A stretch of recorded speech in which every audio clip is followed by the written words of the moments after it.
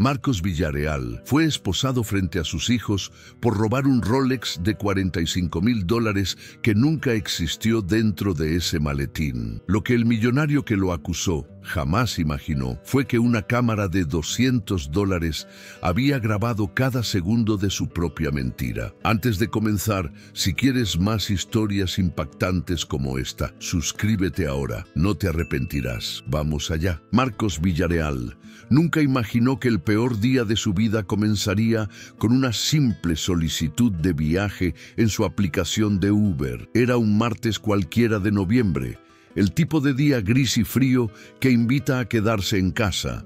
Pero para Marcos no existía esa opción. Llevaba 3 años conduciendo para la plataforma, trabajando turnos de 12 horas para mantener a su esposa Elena y a sus 2 hijos pequeños. A sus 38 años, había aprendido que la vida no te regala nada y que cada centavo ganado era el resultado de incontables horas detrás del volante, navegando las calles de la ciudad con una sonrisa profesional incluso cuando el cansancio le pesaba en los huesos. Esa mañana, mientras tomaba su café en la cocina de su modesto apartamento en las afueras de Houston, Elena lo observó con esa mirada que solo las esposas conocen. Había algo diferente en el aire, una tensión inexplicable que ninguno de los dos podía articular. Marcos le dio un beso en la frente, prometió estar de vuelta antes de la cena y salió hacia su Toyota Camry plateado del 2017. El auto tenía más de 200,000 millas, pero Marcos lo cuidaba como si fuera un Mercedes. Era su herramienta de trabajo, su sustento, el vehículo que le permitía poner comida en la mesa de su familia. Lo que Marcos no sabía era que en menos de 24 horas estaría sentado en una celda de detención, acusado de un crimen que no había cometido, mientras su mundo se desmoronaba a su alrededor como un castillo de naipes en medio de una tormenta. La solicitud llegó a las 11:43 de la mañana. El pasajero se llamaba Richard Thornton, según la aplicación, y la recogida era en una zona residencial de clase alta en el sector oeste de la ciudad. Marcos había aprendido a no juzgar a sus pasajeros por la ubicación, pero no podía evitar notar que los viajes desde esas áreas solían ser más lucrativos. Las propinas eran mejores, los trayectos más largos y generalmente los clientes eran profesionales educados que respetaban su espacio y su tiempo. Llegó al punto de recogida con 3 minutos de anticipación, como siempre hacía. La casa era impresionante, una mansión de estilo colonial, con columnas blancas y un jardín meticulosamente cuidado que parecía sacado de una revista de arquitectura. Marcos estacionó frente a la entrada y envió el mensaje automático de la aplicación indicando su llegada. Mientras esperaba, ajustó el espejo retrovisor y verificó que la cámara de tablero que había instalado hacía 6 meses estuviera funcionando correctamente. Esa cámara había sido una inversión que Elena había cuestionado inicialmente, pero Marcos insistió en que era necesaria para su protección. En el negocio de transporte compartido, nunca se sabe qué tipo de situación puede surgir, y tener un registro visual de cada viaje le daba tranquilidad. Richard Thornton apareció 5 minutos después. Era un hombre de unos 50 años, cabello canoso, perfectamente peinado, vestido con un traje que probablemente costaba más que el salario mensual de Marcos. Llevaba un maletín de cuero negro en una mano y un teléfono celular en la otra, hablando en voz alta sobre cifras y contratos mientras se acercaba al vehículo. Marcos salió para abrirle la puerta trasera, un gesto de cortesía que había adoptado para diferenciarse de otros conductores y mejorar sus calificaciones. El viaje transcurrió sin incidentes durante los primeros 20 minutos. Thornton continuó con su llamada telefónica, ocasionalmente levantando la voz cuando algo no le parecía. Marcos mantuvo su atención en el camino, navegando el tráfico del mediodía con la habilidad de alguien que conoce cada calle, cada atajo, cada semáforo de la ciudad. El destino era un edificio de oficinas en el centro financiero, un rascacielos de cristal que reflejaba el sol invernal como un espejo gigante. Cuando llegaron, Marcos detuvo el auto frente a la entrada principal. Thornton colgó su llamada, guardó el teléfono en el bolsillo interior de su saco y por primera vez durante todo el viaje, miró directamente a Marcos. Hubo algo en esa mirada que hizo que un escalofrío recorriera la espalda del conductor. No era hostilidad exactamente, sino algo más calculador, más frío. Thornton asintió brevemente, murmuró un agradecimiento casi inaudible y salió del vehículo sin dejar propina. Marcos no le dio importancia. No todos los pasajeros dejaban propina y había aprendido a no tomárselo personal. Lo que sucedió después cambiaría su vida para siempre. Exactamente 4 horas más tarde, mientras Marcos completaba otro viaje en el lado norte de la ciudad, su teléfono comenzó a sonar insistentemente.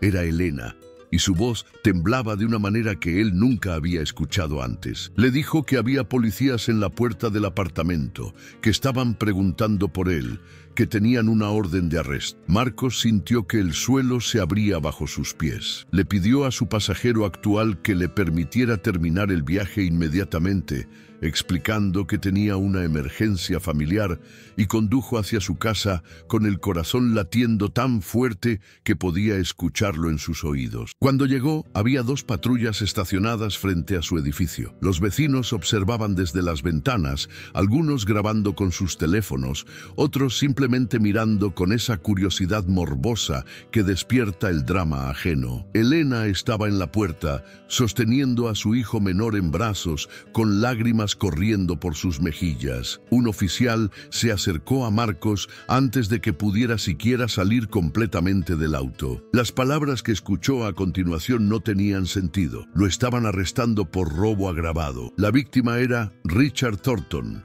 el pasajero de esa mañana. Según la denuncia, Marcos había sustraído un reloj Rolex valorado en $45,000 del maletín del señor Thornton durante el viaje. El empresario afirmaba haber guardado el reloj en su maletín antes de subir al vehículo y al llegar a su oficina había descubierto que ya no estaba. La única persona que había tenido acceso a sus pertenencias era el conductor de Uber. Marcos intentó explicar que era imposible, que él nunca había tocado el maletín, que había conducido todo el tiempo sin apartar las manos del volante, pero sus palabras caían en oídos sordos. Los oficiales le leyeron sus derechos, le colocaron las esposas frente a su familia y lo metieron en la parte trasera de la patrulla, como si fuera un criminal común. La última imagen que vio antes de que el auto arrancara fue el rostro de su esposa, descompuesto por el dolor y la confusión, mientras su hijo mayor preguntaba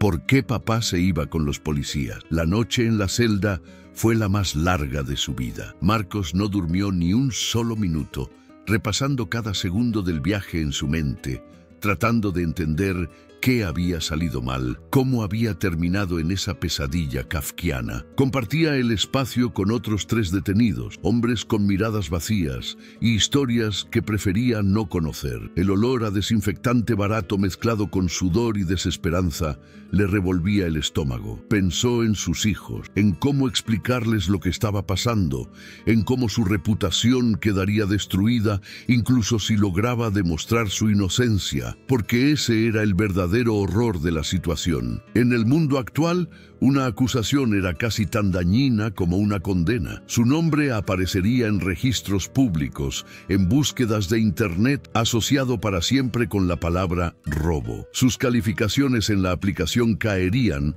su cuenta probablemente sería suspendida, y encontrar otro trabajo sería casi imposible con un cargo criminal pendiente. Richard Thornton, con su traje caro y su mansión colonial, había destruido la vida de un hombre inocente con una simple llamada a la policía. A la mañana siguiente, durante la audiencia de fianza, Marcos conoció al hombre que se convertiría en su salvación. Se llamaba Daniel Reeves, un abogado defensor de 45 años con una reputación mixta en los círculos legales de Houston. Algunos lo consideraban un genio, otros un temerario que tomaba casos imposibles por la publicidad. Lo que nadie podía negar era su tasa de éxito en casos donde sus clientes parecían condenados de antemano. Reeves había visto la historia de Marcos en las noticias locales esa mañana y algo en ella había despertado su instinto. El caso olía mal, demasiado conveniente, demasiado perfecto en su simplicidad. Reeves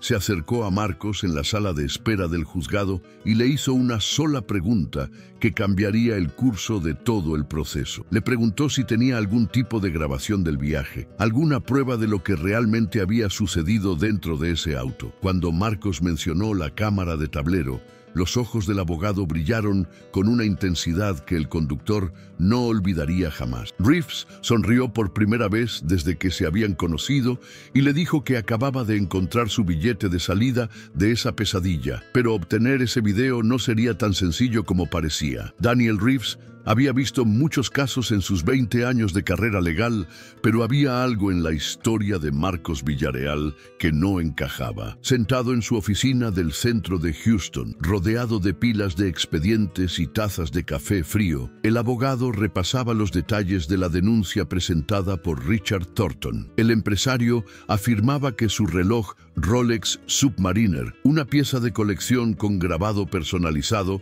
había desaparecido de su maletín durante el trayecto en Uber. La declaración era precisa, detallada, casi demasiado perfecta en su construcción narrativa. Y eso era exactamente lo que molestaba a Reeves. En su experiencia, las víctimas genuinas de robo rara vez recordaban cada detalle con tanta claridad. El trauma del descubrimiento, la confusión inicial, la incredulidad, todo eso tendía a nublar los recuerdos inmediatos. Pero Thornton había proporcionado una línea temporal impecable, describiendo el momento exacto en que había guardado el reloj, la posición del maletín durante el viaje e incluso el ángulo desde el cual supuestamente el conductor habría tenido acceso a sus pertenencias. Era como si hubiera ensayado su historia antes de contarla. La fianza de Marcos se había fijado en $25,000, una suma astronómica para una familia que vivía de cheque en cheque. Elena había tenido que pedir prestado a familiares, empeñar las pocas joyas que poseía y vaciar la cuenta de ahorros destinada a la educación de sus hijos para reunir el 10% necesario para el fiador. Cuando Marcos finalmente salió de la cárcel del condado, 2 días después de su arresto, parecía haber envejecido 10 años. Sus ojos, antes llenos de la determinación tranquila de un hombre trabajador, ahora reflejaban el vacío de alguien que ha visto su mundo desmoronarse sin poder hacer nada para evitarlo. Reeves lo recibió en su oficina esa misma tarde. El espacio era modesto comparado con las firmas de abogados corporativos del distrito financiero, pero tenía un calor humano que esos lugares de cristal y acero nunca podrían replicar. Las paredes estaban decoradas con fotografías de clientes anteriores, personas comunes que habían encontrado justicia gracias al trabajo del abogado. Marcos se sentó frente al escritorio de roble gastado y, por primera vez desde que comenzó la pesadilla, sintió una pequeña chispa de esperanza. El abogado fue directo. Le explicó que la fiscalía tenía un caso aparentemente sólido, basado únicamente en el testimonio de Thornton y la oportunidad que Marcos había tenido durante el viaje. No había testigos adicionales, no había evidencia física que conectara al conductor con el supuesto robo, pero tampoco había nada que lo exonerara. En casos así, la palabra de un empresario respetado contra la de un inmigrante que trabajaba como conductor de Uber generalmente inclinaba la balanza hacia el lado equivocado de la justicia. Reeves no endulzó la situación. Le dijo a Marcos que sin pruebas contundentes enfrentaba una condena de hasta 20 años en prisión por robo agravado. Fue entonces cuando la conversación giró hacia la cámara de tablero. Marcos explicó que había comprado el dispositivo en Amazon hacía 6 meses, un modelo de doble lente que grababa simultáneamente la carretera frontal y el interior del vehículo. La había instalado después de un incidente donde un pasajero borracho había intentado acusarlo de conducción imprudente y desde entonces funcionaba las 24 horas del día, almacenando las grabaciones en una tarjeta de memoria de alta capacidad. Si el video del viaje con Thornton todavía existía, mostraría exactamente lo que había sucedido dentro del auto durante esos 25 minutos. Reeves sintió que su pulso se aceleraba. Una grabación de video era exactamente el tipo de evidencia irrefutable que podía destruir la versión de la acusación. Pero había un problema. Marcos le explicó que cuando fue arrestado, los oficiales habían confiscado su vehículo como parte de la investigación. El Toyota Camry, junto con la cámara y la tarjeta de memoria, estaban ahora bajo custodia policial. Y si conocía a la fiscalía de este condado, Reeves sabía que obtener acceso a esa evidencia no sería tarea fácil. Lo que siguió fue una batalla legal que se extendió durante 3 semanas de mociones, contrademandas y audiencias preliminares. Reeves presentó una solicitud formal para obtener acceso al vehículo y examinar la cámara de tablero. La fiscalía, representada por una asistente del fiscal de distrito llamada Patricia Holloway, se opuso argumentando que el dispositivo no había sido mencionado en el inventario original de evidencia y que permitir su examen podría comprometer la integridad de la investigación. Holloway era conocida en los círculos legales por su agresividad y su determinación de ganar a cualquier costo. Había construido su carrera sobre condenas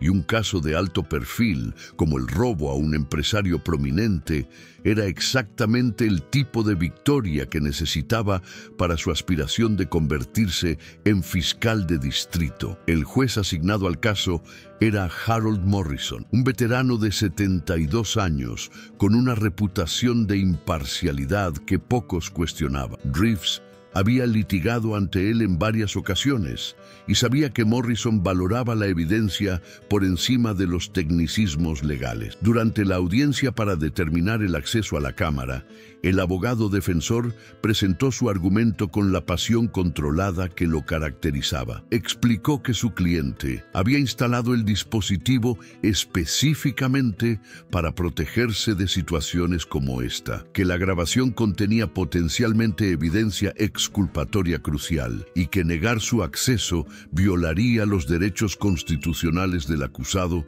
a una defensa justa. Holloway contraatacó con vehemencia. Argumentó que la defensa estaba intentando crear una narrativa alternativa basada en evidencia no verificada, que no había garantía de que la grabación existiera o de que no hubiera sido manipulada, y que permitir este precedente abriría la puerta a todo tipo de tácticas dilatorias en casos futuros. Su voz resonaba en la sala del tribunal con la confianza de alguien que raramente perdía una batalla legal.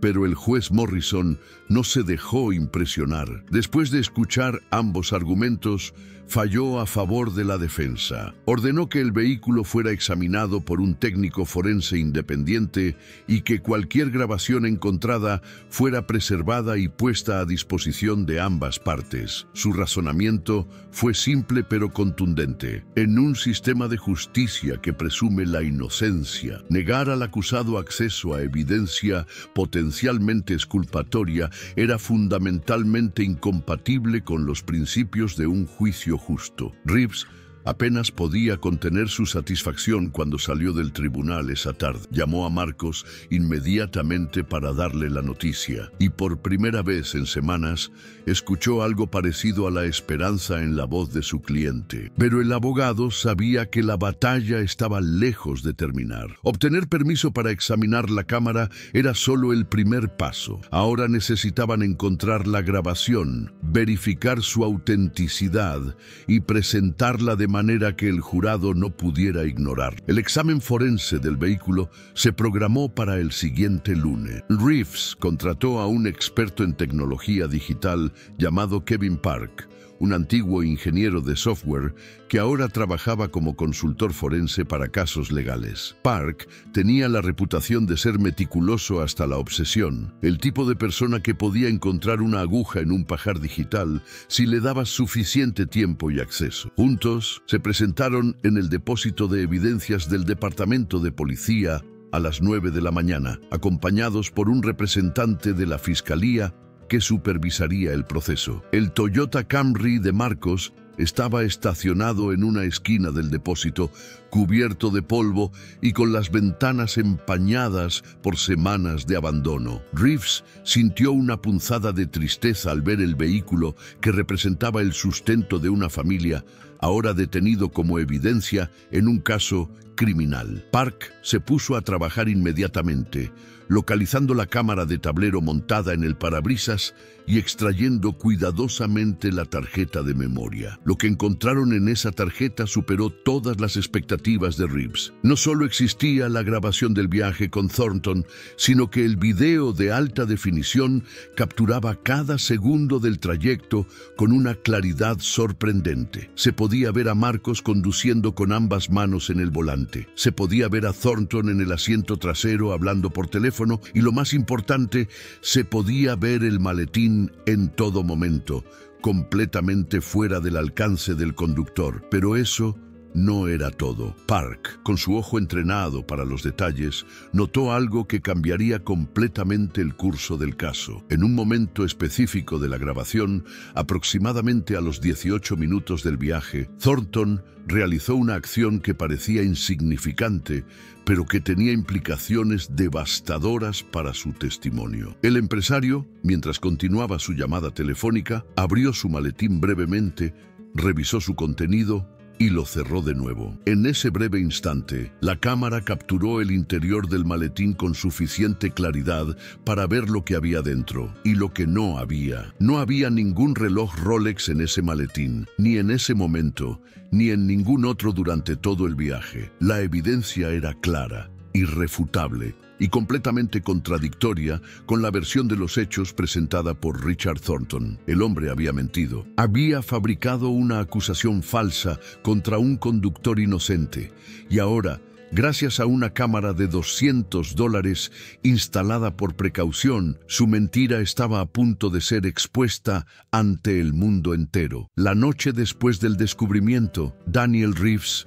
no pudo dormir. Se quedó en su oficina hasta las 3 de la madrugada, revisando el video una y otra vez, capturando imágenes fijas de los momentos clave y construyendo mentalmente la estrategia que utilizaría para demoler el caso de la fiscalía. Había algo profundamente satisfactorio en tener evidencia tan contundente, pero también había algo perturbador en lo que esa evidencia revelaba. Richard Thornton no era simplemente un hombre que había cometido un error o que había confundido los hechos. Era alguien que deliberadamente había intentado destruir la vida de un inocente, y Reeves necesitaba entender por qué. Kevin Park había hecho copias certificadas del video y había preparado un informe técnico detallado que autenticaba la grabación. El análisis de metadatos confirmaba que el archivo no había sido alterado, que la fecha y hora coincidían con el registro del viaje en la aplicación de Uber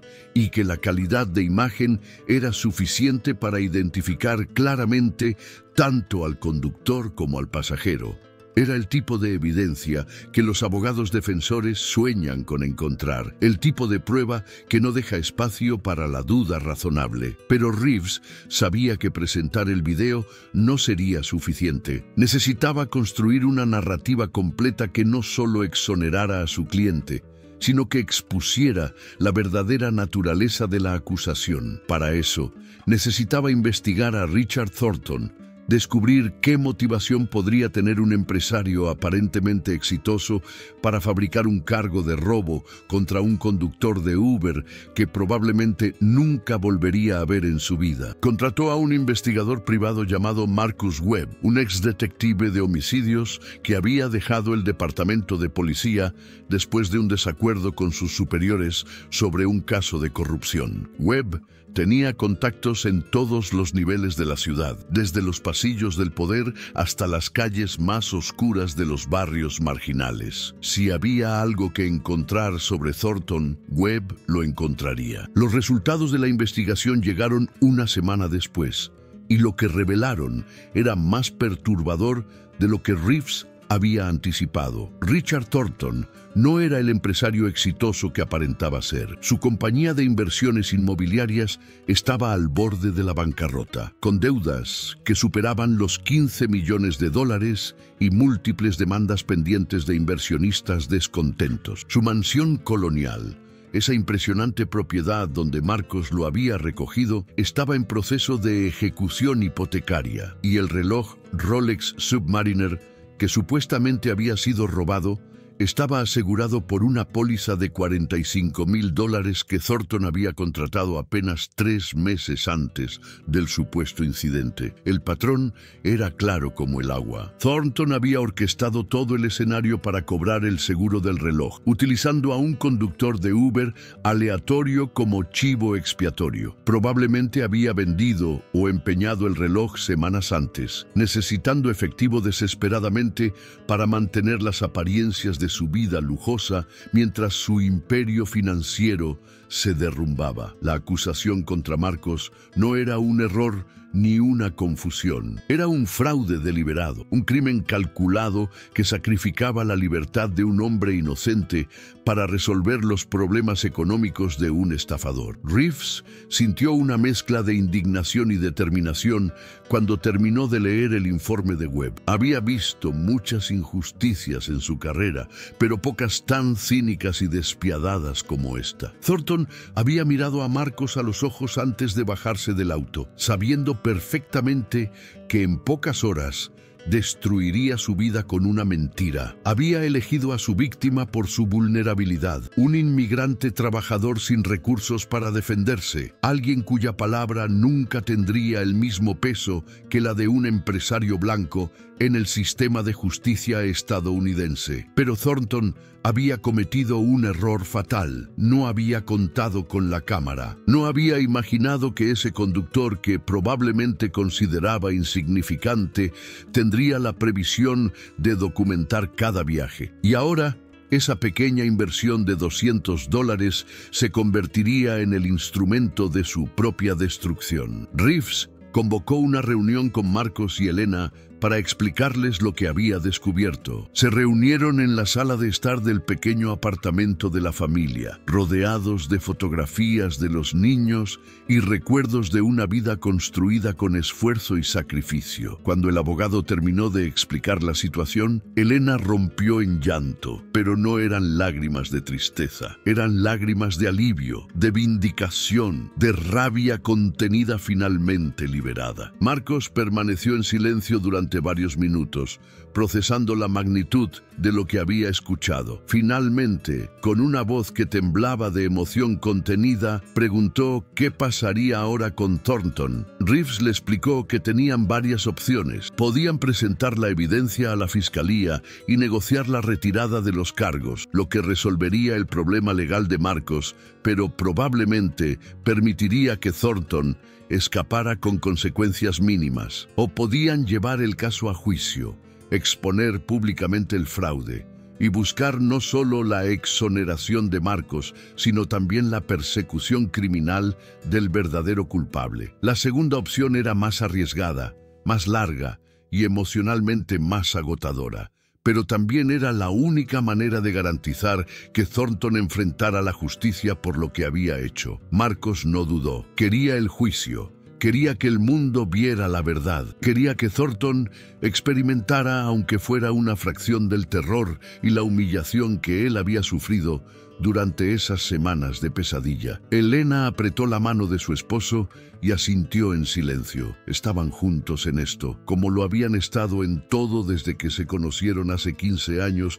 en su pueblo natal, en México. La preparación para el juicio consumió las siguientes 6 semanas. Reeves trabajó con una intensidad que no había experimentado en años, refinando cada aspecto de su estrategia, anticipando cada posible contraargumento de la fiscalía y preparando a Marcos para el duro proceso de testificar en su propia defensa. El video era la pieza central de su caso, pero necesitaba construir un contexto que permitiera al jurado entender completamente lo que estaban viendo. Contrató a un experto en video forense para que testificara sobre la autenticidad de la grabación. Preparó una línea temporal detallada que mostraba las dificultades financieras de Thornton en paralelo con sus acciones. Y más importante aún, encontró a otras personas que habían sido víctimas de las prácticas fraudulentas del empresario. Resultó que Marcos no era el primero. Webb había descubierto que 2 años antes,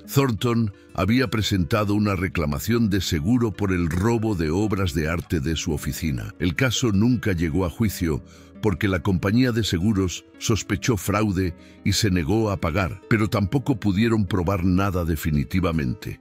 1 año antes de eso, había reportado el robo de joyas de su esposa durante unas vacaciones en Europa, cobrando más de $80,000 en compensación. El patrón era innegable. Thornton era un estafador serial que había encontrado en las reclamaciones de seguro una manera de financiar su estilo de vida insostenible. Reeves sabía que introducir estos incidentes anteriores en el juicio sería complicado desde el punto de vista legal. Las reglas de evidencia generalmente prohibían usar el comportamiento pasado para probar culpabilidad en un caso actual. Pero si podía establecer un patrón de conducta fraudulenta específicamente relacionado con reclamaciones de seguro, tenía una oportunidad de que el juez permitiera su admisión. Era una apuesta arriesgada, pero Reeves nunca había sido de los que jugaban a lo seguro.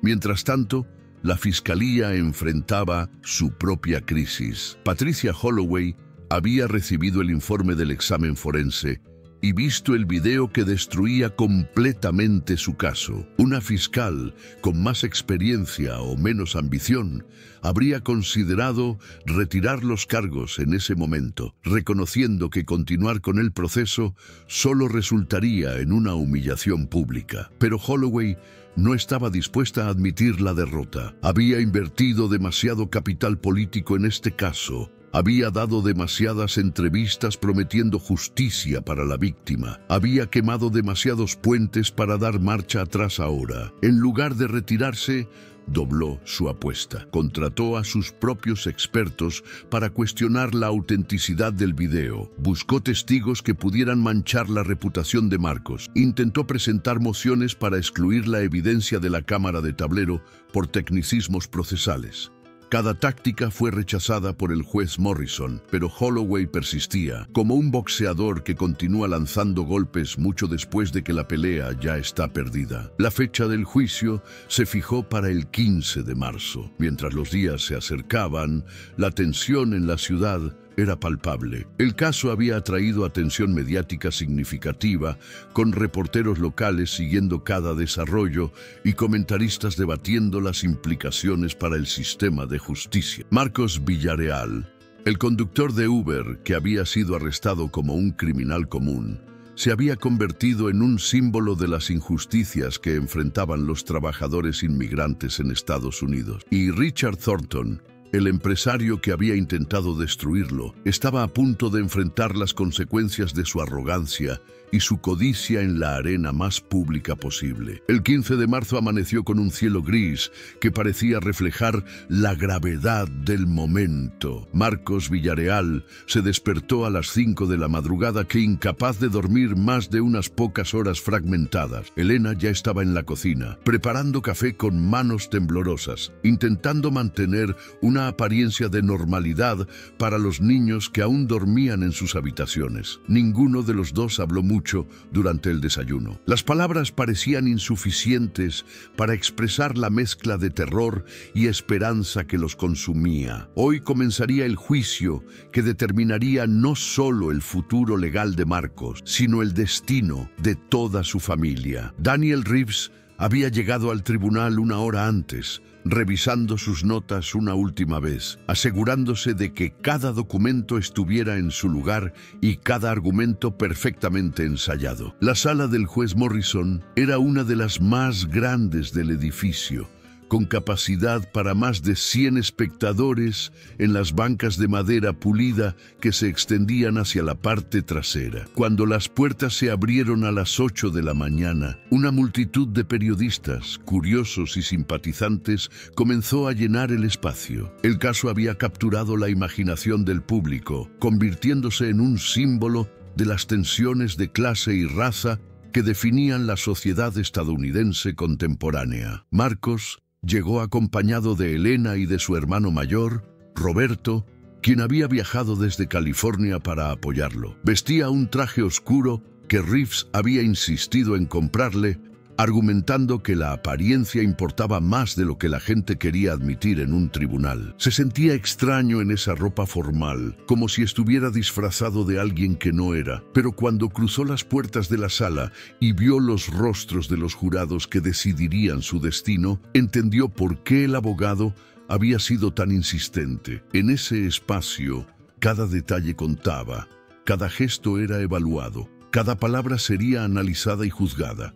Richard Thornton entró por una puerta lateral, acompañado por su propio equipo legal. A pesar de las revelaciones sobre su situación financiera, el empresario mantenía una fachada de confianza que rayaba en la arrogancia. Vestía uno de sus trajes caros, probablemente uno de los pocos que no había tenido que vender todavía, y caminaba con la postura erguida de alguien acostumbrado a que el mundo se inclinara ante él. Cuando sus ojos se cruzaron con los de Marcos, no hubo reconocimiento, no hubo vergüenza, solo una mirada fría y calculadora que hizo que el conductor sintiera un escalofrío en la espalda. El juez Morrison tomó su lugar en el estrado exactamente a las 9 de la mañana. Era un hombre imponente a pesar de su edad avanzada, con una presencia que comandaba respeto instantáneo. Después de los procedimientos preliminares y la selección final del jurado,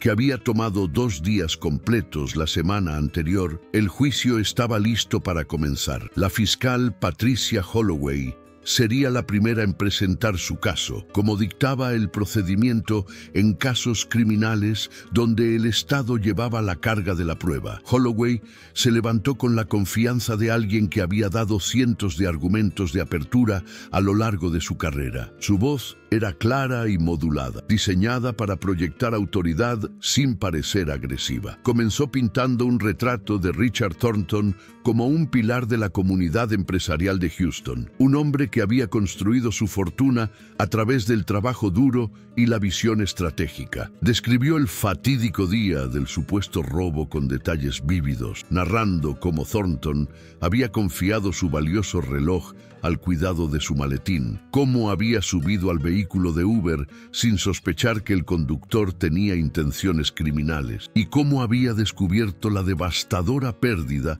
solo al llegar a su oficina. La fiscal hizo una pausa dramática antes de señalar directamente a Marcos. Dijo que el hombre sentado en la mesa de la defensa había traicionado la confianza de un pasajero inocente, que había aprovechado su posición para cometer un robo cobarde y oportunista, y que la evidencia demostraría más allá de toda duda razonable su culpabilidad. Era un discurso bien construido, emocionalmente resonante y completamente desconectado de la realidad. Pero Holloway estaba apostando a que la primera impresión sería difícil de borrar, incluso cuando la verdad saliera a la luz. Cuando llegó el turno de Reeves, el abogado defensor adoptó un enfoque completamente diferente.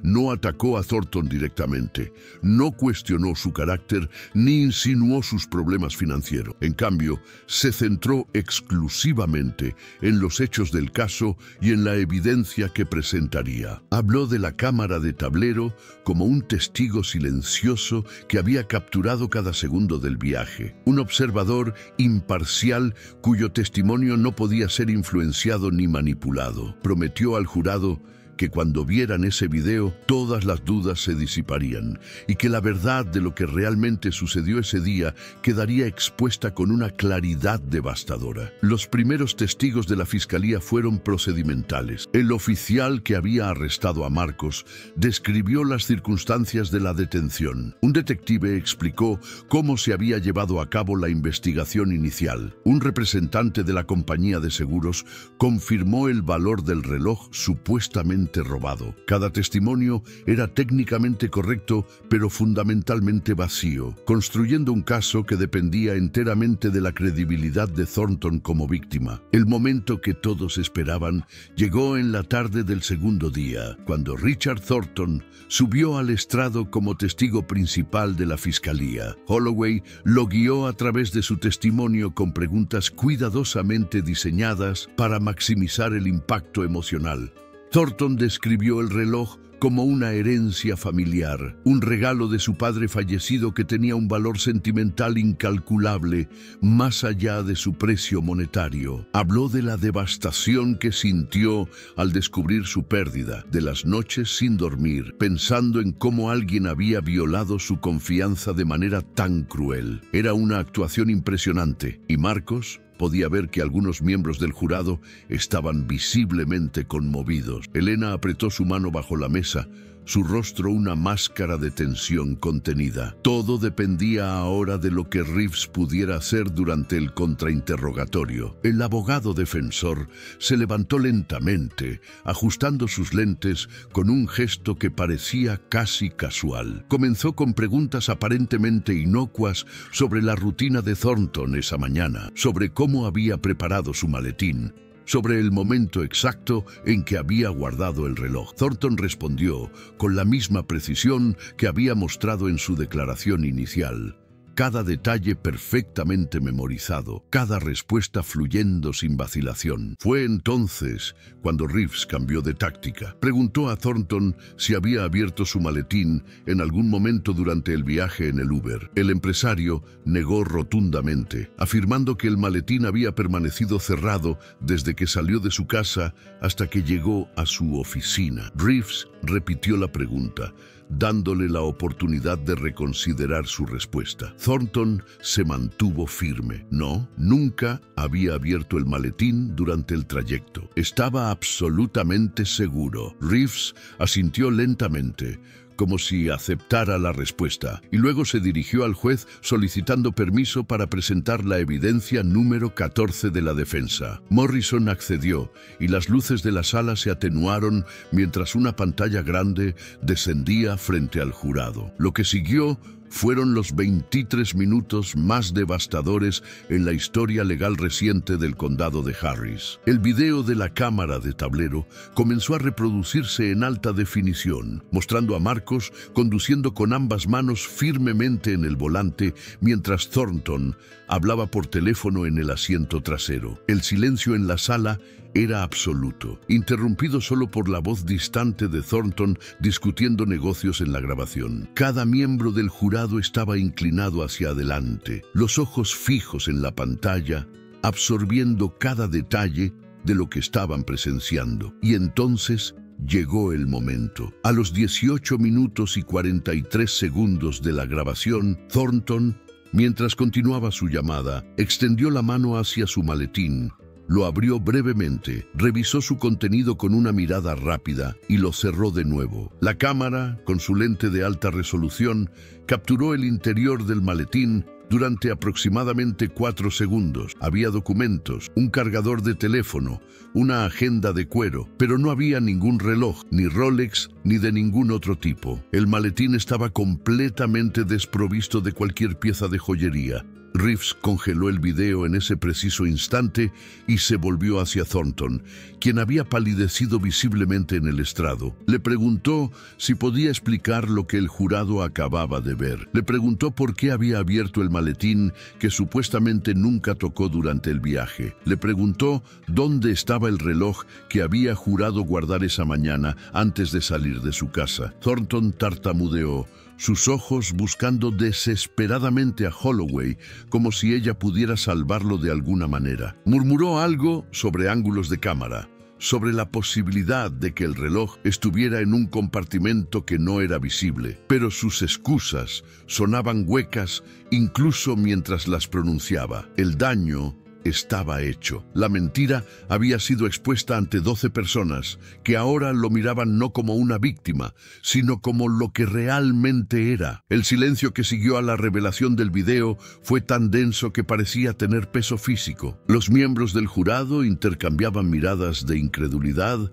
algunos negando con la cabeza casi imperceptiblemente, otros con los ojos fijos en Richard Thornton como si lo vieran por primera vez. La fiscal Holloway permanecía inmóvil en su asiento, su rostro una máscara de piedra que apenas ocultaba el pánico que debía estar sintiendo por dentro. Todo su caso, toda su estrategia, toda su carrera cuidadosamente construida se desmoronaba en tiempo real frente a una audiencia que incluía a media docena de periodistas tomando notas furiosamente. Daniel Reeves no mostró ningún signo de triunfo. Su expresión era seria, casi solemne, mientras se acercaba nuevamente al estrado donde Thornton sudaba visiblemente bajo las luces del tribunal. El abogado defensor sabía que este era el momento más delicado del juicio.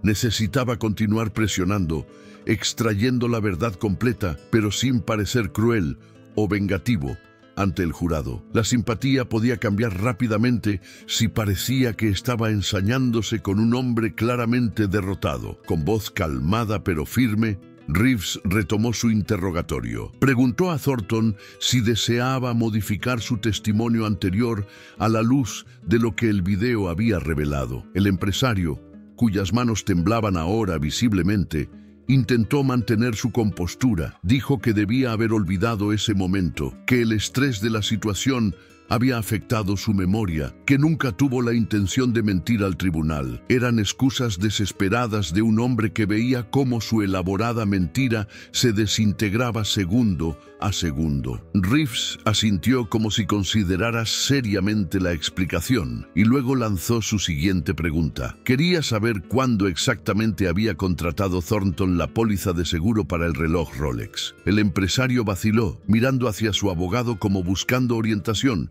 pero no había ayuda que pudiera recibir. Finalmente admitió que había sido aproximadamente 3 meses antes del supuesto robo. Reeves preguntó si esa era una práctica común para él, asegurar objetos específicos con tan poca anticipación. Thornton murmuró algo sobre querer proteger sus inversiones en un clima económico incierto. El abogado defensor entonces solicitó permiso para presentar las evidencias números 15 a 21. Eran documentos financieros obtenidos durante la investigación de Marcus Webb, registros que mostraban el estado real de las finanzas de Thornton en el momento del supuesto robo. Holloway se levantó para objetar, argumentando que la situación financiera del testigo no era relevante para determinar si el acusado había cometido el robo. Pero el juez Morrison, cuyos ojos habían permanecido fijos en Thornton durante todo el intercambio, rechazó la objeción. Dijo que dado que el testigo había demostrado ser poco confiable en su testimonio previo, la defensa tenía derecho a explorar posibles motivaciones para esa falta de veracidad. Lo que siguió fue una disección metódica de la vida financiera de Richard Thornton.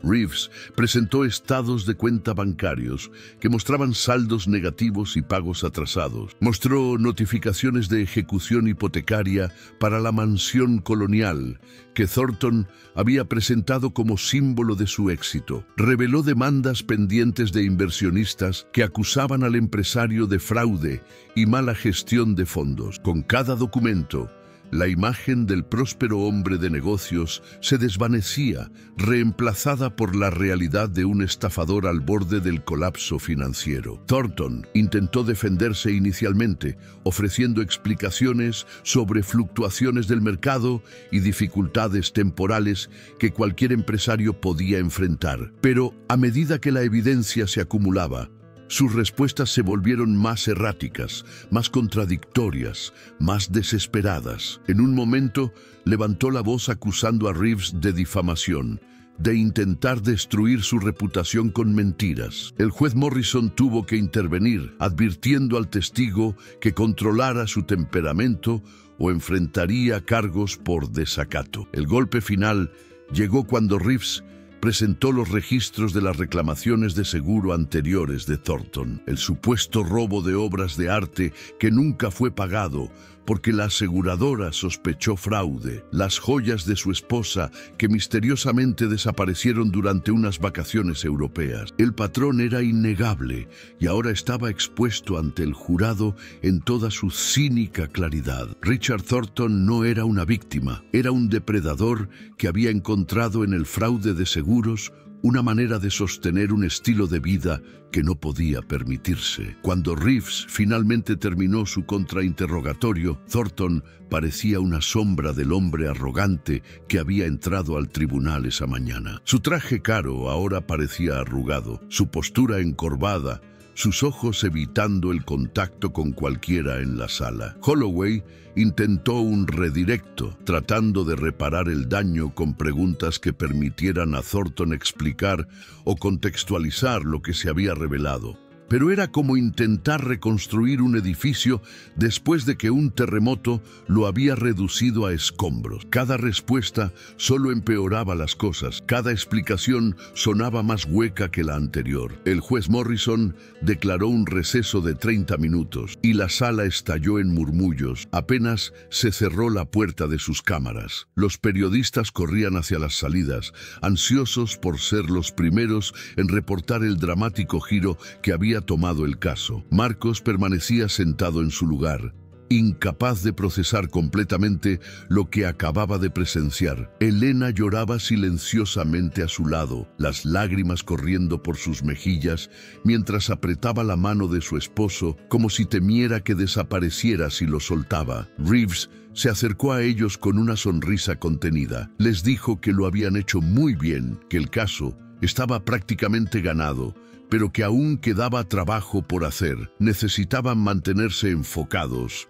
mantener la compostura y dejar que el proceso siguiera su curso. Marcos asintió, pero sus ojos seguían fijos en la puerta por donde Thornton había salido escoltado por su equipo legal. Había una parte de él que sentía algo parecido a la lástima por el hombre que había intentado destruirlo. Era una reacción extraña, considerando todo lo que había sufrido, pero Marcos siempre había sido alguien que veía la humanidad incluso en aquellos que le hacían daño. Cuando el juicio se reanudó, el ambiente en la sala había cambiado palpablemente. Los miembros del jurado ya no miraban a Marcos con la sospecha reservada para un acusado criminal. Varios de ellos incluso le dirigieron miradas que parecían de simpatía, reconociendo quizás por primera vez que el hombre sentado en esa mesa había sido víctima de una injusticia monstruosa. Holloway parecía haber envejecido 10 años durante el receso,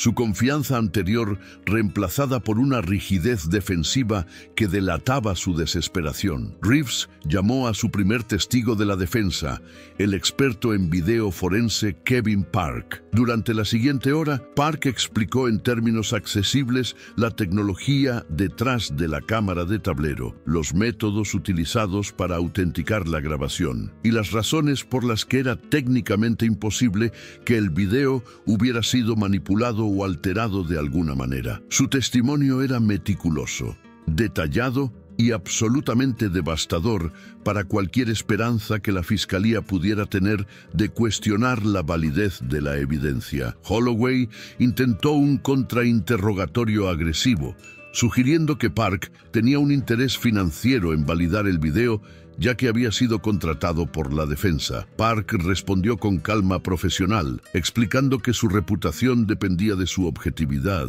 y que falsificar o distorsionar resultados destruiría su carrera. Además, señaló que la Fiscalía había tenido la oportunidad de realizar su propio análisis forense y había optado por no hacerlo. Esa revelación provocó murmullos en la sala y miradas de desaprobación hacia la mesa de la acusación. El siguiente testigo fue el propio Marcos Villarreal. Reeves Lo había preparado durante semanas para este momento, pero ninguna cantidad de práctica podía eliminar completamente los nervios de testificar en tu propio juicio. Marcos subió al estrado con pasos medidos, levantó su mano derecha para jurar decir la verdad y se sentó frente a un mar de rostros que esperaban escuchar su versión de los hechos. Su testimonio fue simple, directo y profundamente humano. Habló de su vida como conductor de Uber, de las largas horas que trabajaba para mantener a su familia, de la decisión de instalar la cámara de tablero después de un incidente previo. Describió el viaje con Thornton sin drama ni embellecimiento, relatando los hechos tal como habían sucedido. Y cuando llegó el momento de describir su arresto, su voz se quebró por primera vez. Habló de ver el rostro de su esposa mientras le ponían las esposas, de escuchar a su hijo preguntar por qué papá se iba con los policías, de las noches en la celda preguntándose si volvería a ver a su familia en libertad. Elena sollozaba abiertamente en la galería. Varios miembros del jurado tenían los ojos húmedos. Incluso el juez Morrison, conocido por su estoicismo, parecía visiblemente afectado por el testimonio. Marcos no estaba actuando, no estaba exagerando para ganar simpatía. Simplemente estaba contando la verdad de lo que había vivido, y esa verdad era más poderosa que cualquier estrategia legal elaborada. Patricia Holloway se levantó para el contrainterrogatorio de Marcos, con la pesada carga de saber que estaba peleando una batalla perdida. Sin embargo, su orgullo profesional y su terquedad innata no le permitían rendirse sin luchar hasta el último momento. Se acercó al estrado con pasos deliberados, sus tacones resonando en el silencio expectante de la sala, y fijó sus ojos en el hombre que había intentado enviar a prisión por un crimen que claramente no había cometido. Sus preguntas iniciales fueron diseñadas para sembrar dudas sobre el carácter de Marcos. Le preguntó sobre su estatus migratorio, buscando quizás apelar a prejuicios ocultos en algún miembro del jurado. Marcos respondió con calma que era residente legal permanente, que había llegado a Estados Unidos hace 15 años con una visa de trabajo, y había seguido todos los procesos legales para regularizar su situación. Holloway intentó otro ángulo, preguntando si alguna vez había tenido problemas con la ley antes. La respuesta fue un rotundo no, respaldado por un historial criminal completamente limpio que Reeves había presentado como evidencia durante la fase de descubrimiento. Frustrada, pero sin mostrar su irritación externamente, Holloway cambió de táctica. Comenzó a cuestionar la decisión de Marcos de instalar la cámara de tablero. Sugirió que era extraño que un conductor honesto sintiera la necesidad de grabar cada uno de sus viajes, insinuando que quizás tenía algo que ocultar o anticipaba situaciones problemáticas porque él mismo las provocaba. Era un argumento débil, casi desesperado, y Reeves consideró objetar, pero decidió dejar que Marcos respondiera por sí mismo. Y la respuesta de Marcos fue perfecta en su simplicidad. Explicó que en su trabajo conocía a decenas de extraños cada día, que entraban a su vehículo personas de todo tipo y condición, y que la cámara era simplemente una medida de precaución que cualquier conductor prudente tomaría. Mencionó historias que había escuchado de otros conductores, acusaciones falsas, pasajeros conflictivos, situaciones que podían escalar rápidamente sin testigos presentes. La cámara era su testigo silencioso, su protección contra exactamente el tipo de situación en la que ahora se encontraba. El jurado asintió casi imperceptiblemente, reconociendo la lógica irrefutable de su explicación. Holloway continuó durante otros 20 minutos, buscando cualquier grieta en el testimonio de Marcos, cualquier inconsistencia que pudiera explotar, pero no encontró nada. El conductor había dicho la verdad desde el principio, y la verdad tiene una consistencia que las mentiras nunca pueden replicar. Cuando finalmente se sentó, derrotada aunque no dispuesta a admitirlo, el silencio en la sala habló más fuerte que cualquier veredicto. El juez Morrison anunció que los argumentos de cierre se escucharían al día siguiente, dando tiempo a ambas partes para preparar sus presentaciones finales. Cuando el martillo golpeó señalando el fin de la sesión, Marcos sintió que podía respirar por primera vez en horas. Elena corrió hacia él tan pronto como fue permitido, abrazándolo con una fuerza que transmitía todo el amor y el alivio que las palabras no podían expresar. Roberto le dio una palmada en el hombro, sus ojos brillando con orgullo por su hermano menor, que había mantenido la dignidad bajo una presión inimaginable. Esa noche, la familia Villarreal cenó junta por primera vez en semanas, sin la sombra del terror aplastando cada momento. Los niños, demasiado jóvenes para entender completamente lo que estaba sucediendo, percibían sin embargo el cambio en el ambiente. Había risas en la mesa, conversaciones sobre cosas normales, una sensación de que quizás, solo quizás, la pesadilla estaba llegando a su fin. Marcos observó a su familia con una gratitud que le oprimía el pecho. Había llegado tan cerca de perder todo esto, tan cerca de ver su vida destruida por la codicia de un extraño. Daniel Reeves pasó la noche en su oficina, refinando su argumento de cierre hasta que cada palabra estuviera exactamente donde debía estar. Sabía que el caso estaba esencialmente ganado, que ningún jurado razonable podría condenar a Marcos después de lo que habían visto y escuchado. Pero también sabía que los argumentos de cierre importaban, que tenía la oportunidad de no solo asegurar la absolución de su cliente, sino de enviar un mensaje más amplio sobre la justicia, la verdad y las consecuencias de la mentira. La mañana del último día del juicio amaneció soleada, un contraste marcado con el cielo gris que había dominado los días anteriores. Marcos lo tomó como una señal, aunque no era particularmente supersticioso. A veces el universo enviaba pequeños mensajes de esperanza, y él estaba dispuesto a aceptarlos donde los encontrara. Se vistió con el mismo traje oscuro, besó a Elena y a sus hijos, y partió hacia el tribunal con la sensación de que estaba caminando hacia el último capítulo de una historia que había amenazado con destruirlo. Patricia Holloway presentó su argumento de cierre primero, como dictaba el procedimiento. A pesar de todo lo que había sucedido, a pesar de la evidencia devastadora y el colapso de su testigo principal, la fiscal se mantuvo firme en su posición. Argumentó que el video, aunque sugestivo, no probaba definitivamente que el reloj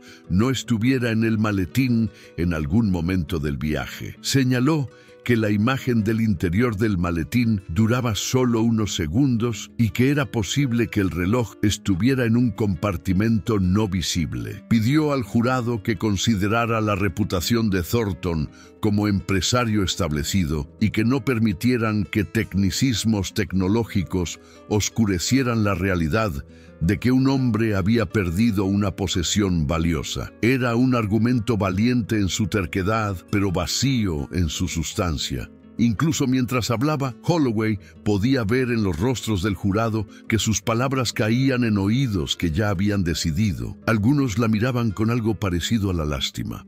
Otros con franca incredulidad de que continuara defendiendo una posición tan claramente insostenible. Cuando terminó y regresó a su asiento, el silencio que la recibió fue más elocuente que cualquier aplauso o murmullo. Entonces llegó el turno de Daniel Reeves. El abogado defensor se levantó con la gravedad de alguien consciente del peso del momento. No se acercó inmediatamente al jurado, sino que permaneció de pie junto a la mesa de la defensa, sus ojos recorriendo cada rostro en la sala antes de comenzar a hablar. Su voz era tranquila, pero resonante cuando comenzó su argumento. Dijo que este caso no era simplemente sobre un reloj perdido o encontrado, no era sobre tecnología de cámaras o pólizas de seguro. Este caso era sobre algo mucho más fundamental. Era sobre el poder de la verdad para prevalecer sobre la mentira. Era sobre la vulnerabilidad de los inocentes frente a aquellos que abusaban del sistema para sus propios fines. Era sobre un hombre, Marcos Villarreal, que había venido a este país buscando una vida mejor para su familia y que había sido tratado como un criminal por el simple hecho de hacer su trabajo. Reeves caminó lentamente hacia el jurado mientras continuaba. Les recordó lo que habían visto en ese video, la imagen clara e irrefutable de un maletín sin ningún reloj, mientras su supuesto dueño juraba que nunca lo había abierto. Le recordó las revelaciones sobre la situación financiera de Thornton, el patrón de reclamaciones de seguros sospechosas, la motivación evidente para fabricar un robo que nunca ocurrió. Y les recordó el rostro de Marcos cuando describió su arresto, la angustia real de un padre separado de sus hijos por una mentira calculada. Hizo una pausa, dejando que el silencio amplificara sus palabras antes de continuar. Dijo que Richard Thornton había visto en Marcos una víctima perfecta, un inmigrante sin recursos, un trabajador de la economía gig sin el poder ni los contactos para defenderse adecuadamente. Thornton había apostado a que su palabra, la palabra de un empresario blanco y aparentemente exitoso, valdría más que la de un conductor de Uber mexicano. Había apostado a que el sistema funcionaría a su favor, como tantas veces había funcionado antes para personas como él. Pero se había equivocado. Se había equivocado porque Marcos tuvo la previsión de instalar esa cámara. Se había equivocado porque existían abogados dispuestos a luchar por la justicia sin importar el origen de sus clientes. Y se había equivocado porque el jurado que ahora escuchaba estas palabras era capaz de ver más allá de las apariencias y reconocer la verdad cuando se presentaba ante ellos. Reeves concluyó con una petición simple. Pidió al jurado que hiciera lo correcto, que declarara a Marcos Villarreal no culpable de un crimen que nunca cometió y que con ese veredicto enviara un mensaje de que la justicia en Estados Unidos no estaba a la venta, que la verdad todavía importaba y que ningún hombre, sin importar cuán poderoso o conectado estuviera, podía destruir la vida de un inocente impunemente. Cuando terminó de hablar, el silencio en la sala era absoluto. El juez Morrison agradeció a ambas partes y procedió a dar instrucciones al jurado sobre las deliberaciones. Los 12 hombres y mujeres que decidirían el destino de Marcos se levantaron y caminaron hacia la sala de deliberación, llevando consigo el peso de una decisión que cambiaría vidas para siempre. La espera durante las deliberaciones del jurado fue una forma de tortura que ninguna preparación podía mitigar. Marcos permanecía sentado en una banca del pasillo exterior a la sala del tribunal, flanqueado por Elena y Roberto, mientras las horas se arrastraban con una lentitud insoportable. Daniel Reeves iba y venía, respondiendo llamadas de periodistas que querían declaraciones anticipadas, consultando con su asistente sobre otros casos que requerían atención, pero siempre regresando para ofrecer palabras de aliento que sonaban cada vez más vacías a medida que el tiempo pasaba. El abogado había explicado que las deliberaciones rápidas generalmente favorecían a la defensa, que cuando un jurado tardaba poco en decidir,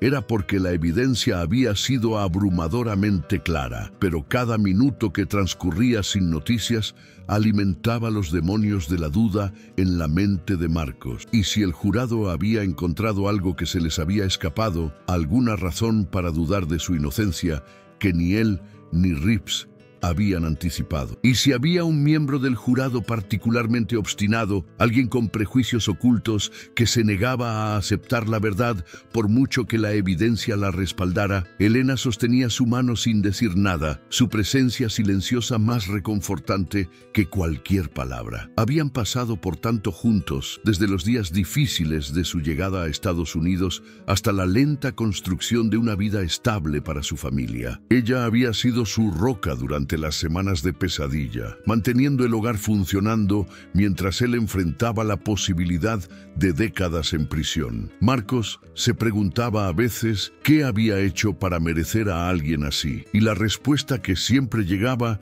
era que probablemente nada, que el amor verdadero no se trataba de merecer, sino de dar y recibir sin condiciones. Pasaron 3 horas antes de que la puerta de la sala de deliberaciones se abriera y un alguacil emergiera para anunciar que el jurado había llegado a un veredicto. Marcos Sintió que su corazón se detenía por un instante antes de acelerar a un ritmo que parecía físicamente imposible. Se puso de pie con piernas que amenazaban con no sostenerlo y caminó hacia la sala del tribunal como un hombre caminando hacia su propio destino, incierto de lo que encontraría al otro lado de esas puertas imponentes. La sala se llenó rápidamente de periodistas, espectadores y personal del tribunal. Richard Thornton estaba notablemente ausente, habiendo sido excusado de asistir a la lectura del veredicto por su equipo legal, que probablemente anticipaba el resultado y quería evitar que las cámaras capturaran su humillación. Patricia Holloway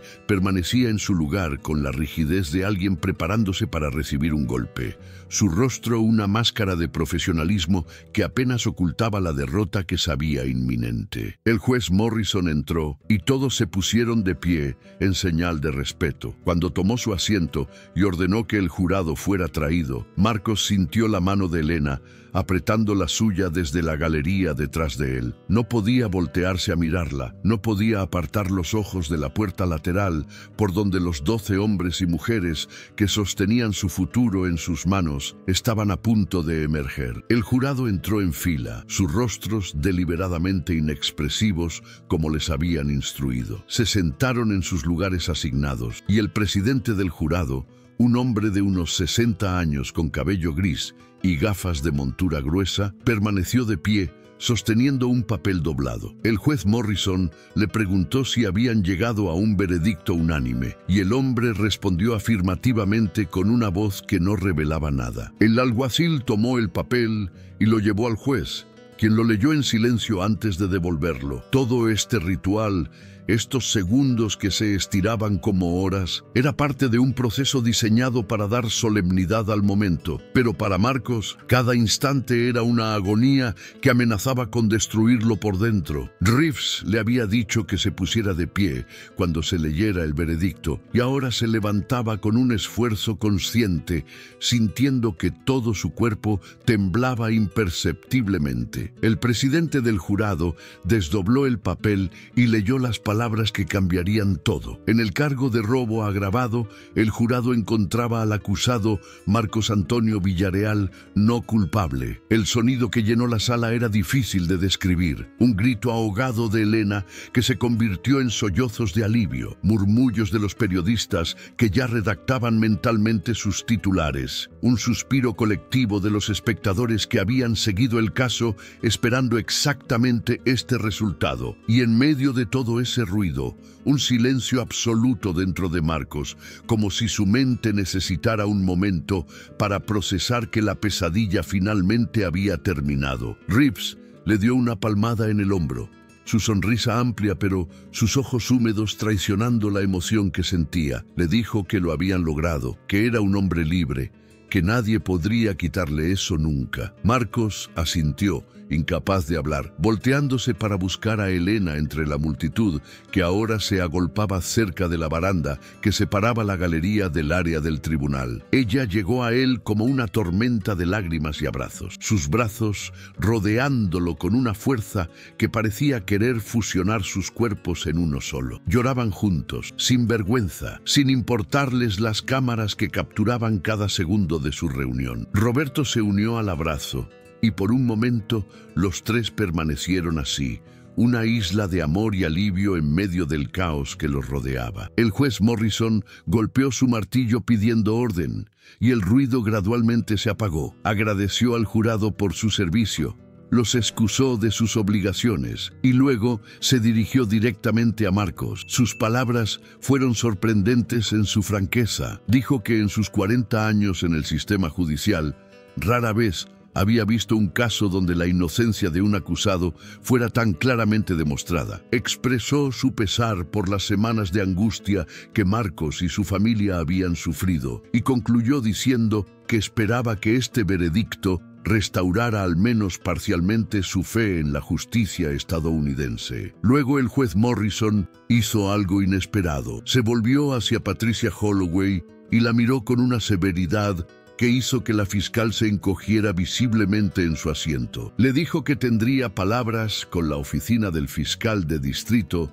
sobre la conducción de este caso, que la persistencia en procesar a un hombre claramente inocente había sido una falla grave del sistema que él no toleraría. No fueron palabras de condena formal, pero el mensaje era claro. Holloway enfrentaría consecuencias por su terquedad y su negativa a reconocer la evidencia cuando la tuvo frente a ella. Finalmente, Morrison mencionó a Richard Thornton y anunció que estaba remitiendo el expediente del caso a la oficina del fiscal de distrito con una recomendación de que se investigaran posibles cargos de perjurio, presentación de informe policial falso y fraude de seguros. El hombre que había intentado destruir la vida de Marcos ahora enfrentaría la posibilidad de que el sistema de justicia que había intentado manipular se volviera contra él. Era una forma de justicia poética que Marcos apenas podía procesar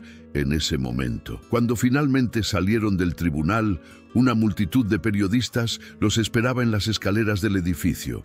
Micrófonos y cámaras se agolpaban frente a ellos, voces gritando preguntas que se superponían en un ruido incomprensible. Reeves tomó el control, posicionándose frente a su cliente y anunciando que daría una breve declaración antes de que Marcos respondiera cualquier pregunta. El abogado habló de la importancia de la presunción de inocencia, de los peligros de las acusaciones falsas y del valor de la tecnología como herramienta de protección para los ciudadanos comunes. Agradeció al jurado por su deliberación justa, al juez Morrison por su compromiso con la verdad y a todos aquellos que habían apoyado a la familia Villarreal durante su calvario. Fue un discurso medido, profesional, diseñado tanto para los medios presentes como para los potenciales clientes futuros que pudieran necesitar sus servicios. Cuando llegó el turno de Marcos de hablar, las palabras que salieron de su boca fueron simples,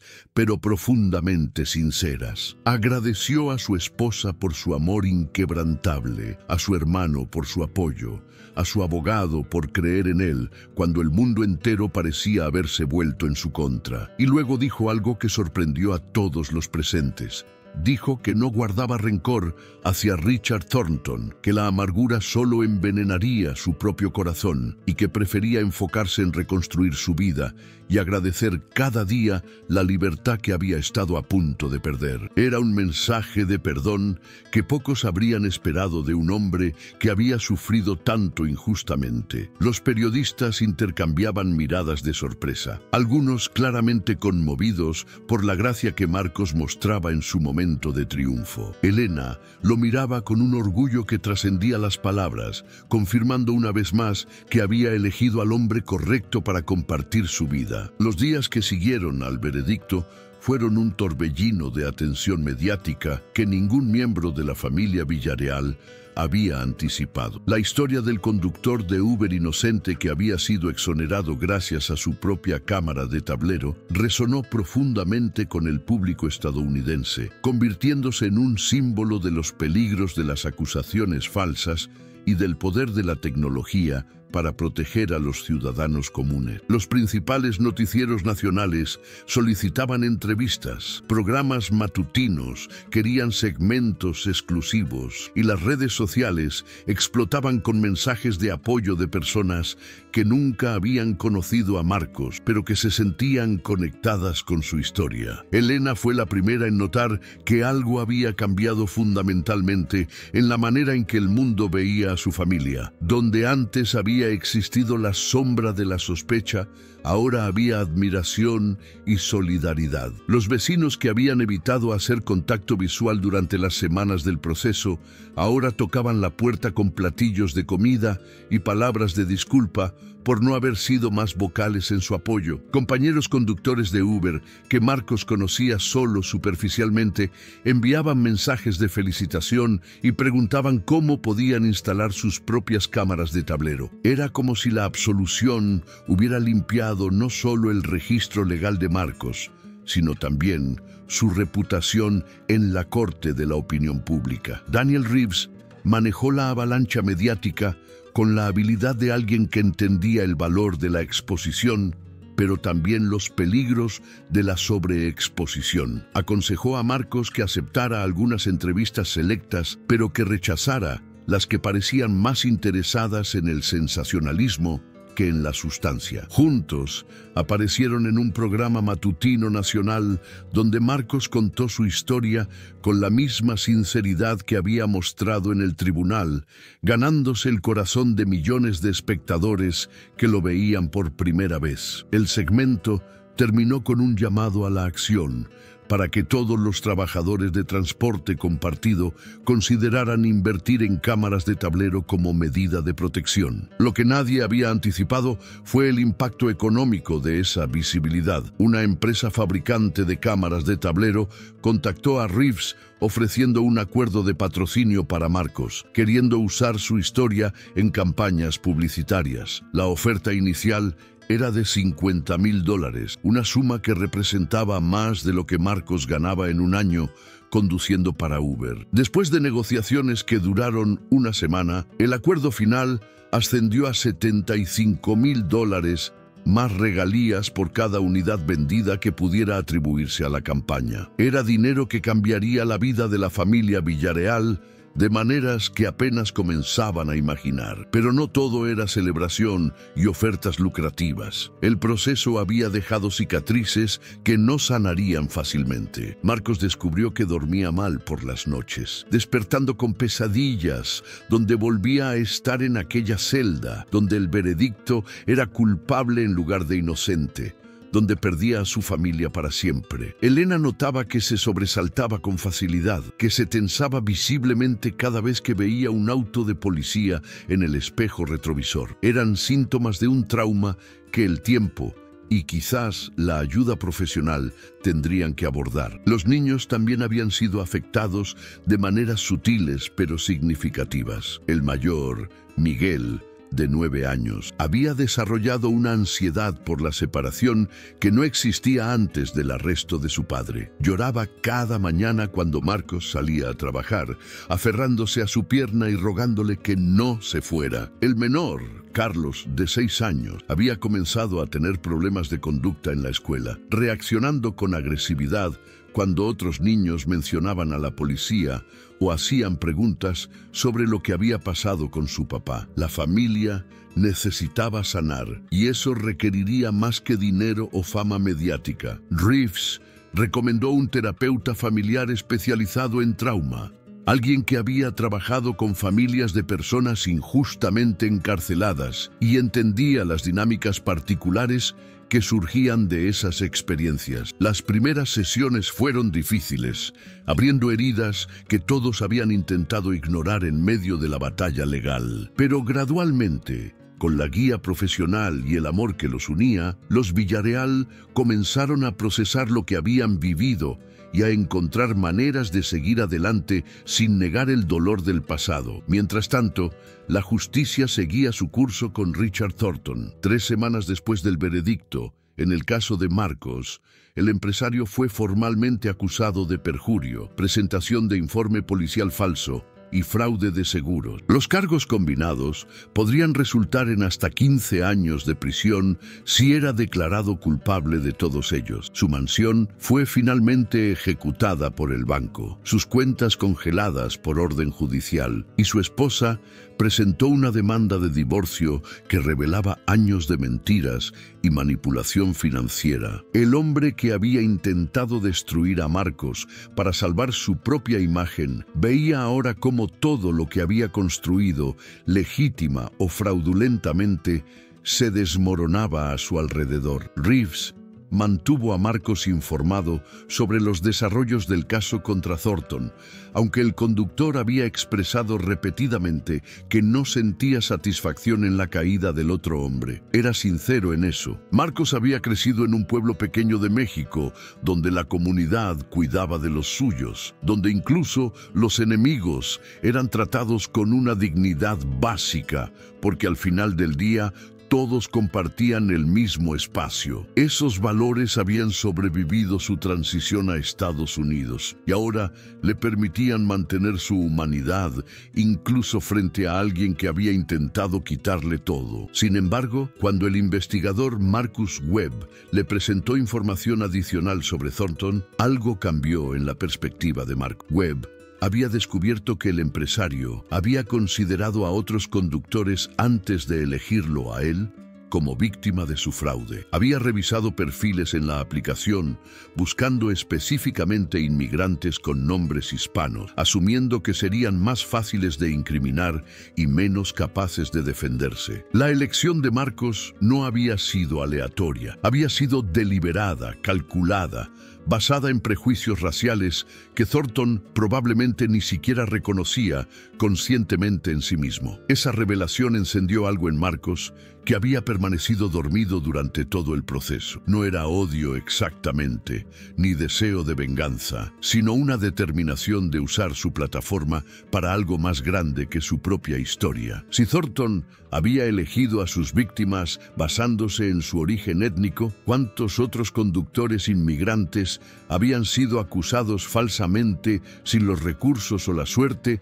de tener una cámara que los protegiera? ¿Cuántas vidas habían sido destruidas por personas que veían en la vulnerabilidad de los trabajadores extranjeros una oportunidad para sus propios fines? Marcos comenzó a hablar públicamente sobre estos temas, no con amargura, sino con un llamado a la acción. En entrevistas y apariciones, enfatizaba la importancia de la protección tecnológica para todos los trabajadores de la economía gig, especialmente aquellos pertenecientes a comunidades marginadas que históricamente habían recibido menor credibilidad en el sistema de justicia. Su mensaje resonó con organizaciones de derechos civiles, grupos de defensa de inmigrantes y sindicatos emergentes de trabajadores de plataformas digitales. Una fundación de derechos civiles lo invitó a formar parte de su junta directiva, ofreciéndole una posición que le permitiría influir en políticas y programas diseñados para proteger a los más vulnerables. Marcos aceptó después de consultarlo con Elena, reconociendo que su experiencia le había dado una voz que podía usar para beneficiar a otros. Era una responsabilidad que no había buscado, pero que tampoco estaba dispuesto a rechazar. El acuerdo de patrocinio con la compañía de cámaras evolucionó en algo más significativo. Marcos propuso, y la empresa aceptó, crear un programa que proporcionara cámaras de tablero gratuitas a conductores de bajos ingresos que no podían permitirse comprarlas. La compañía vio el valor de relaciones públicas en la iniciativa, pero para Marcos era algo profundamente personal. Cada cámara distribuida era potencialmente otra vida protegida, otro trabajador que no tendría que enfrentar lo que él había enfrentado sin evidencia que respaldara su inocencia. Elena observaba la transformación de su esposo con una mezcla de orgullo y preocupación. Estaba orgullosa del hombre en que se había convertido, de su capacidad de transformar el trauma en propósito, pero también le preocupaba que se estuviera exigiendo demasiado, que estuviera tan enfocado en ayudar a otros que descuidara su propia sanación. Una noche, después de que los niños se durmieron, se sentó con él en la pequeña sala de su apartamento y le expresó sus temores con la honestidad que siempre había caracterizado su relación. Marcos la escuchó en silencio, reconociendo la verdad en sus palabras. Le prometió que encontraría un equilibrio, que no permitiría que su misión lo consumiera al punto de perder de vista lo que realmente importaba. Su familia era su ancla, su razón para todo lo demás. Sin ellos, nada de lo que había logrado o pudiera lograr tendría significado. Se abrazaron en el silencio del apartamento. Dos personas que habían atravesado un infierno juntas y habían emergido más fuertes y más unidos que nunca. 6 meses después del veredicto que había liberado a Marcos Villarreal, otro juicio capturaba la atención de Houston.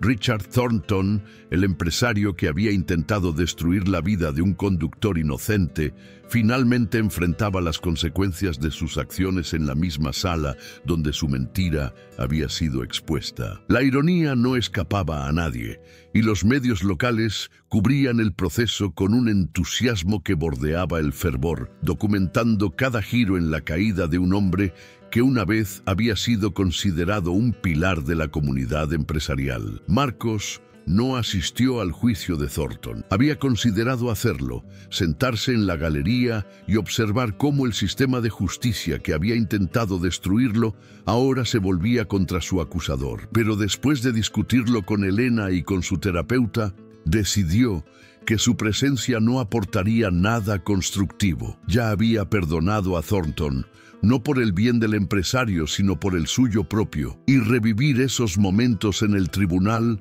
solo reabriría heridas que estaban comenzando a sanar. En su lugar, seguía los desarrollos a través de las noticias, manteniendo una distancia emocional que le permitía procesar lo que sucedía sin ser consumido por ello. El caso contra Thornton era abrumador. La fiscalía, ahora bajo nueva dirección, después de que Patricia Holloway fuera discretamente transferida a un departamento menos visible, presentó evidencia meticulosa del patrón de fraude que había caracterizado los últimos años de la vida del empresario. Testigos de la compañía de seguros explicaron cómo las reclamaciones anteriores de Thornton habían levantado sospechas, pero nunca habían podido ser probadas definitivamente.